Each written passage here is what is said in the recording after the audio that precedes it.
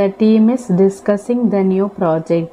குழு புதிய திட்டத்தை பற்றி பேசிக் கொண்டிருக்கிறது. My colleague is typing an email. என் சக ஊழியர் ஒரு மின்னஞ்சல் தட்டச்சு செய்து கொண்டிருக்கிறார். The manager is attending a virtual meeting.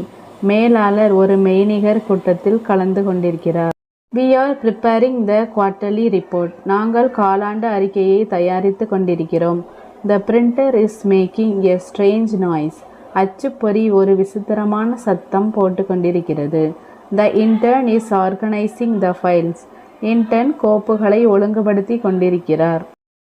They are interviewing candidates for the new position.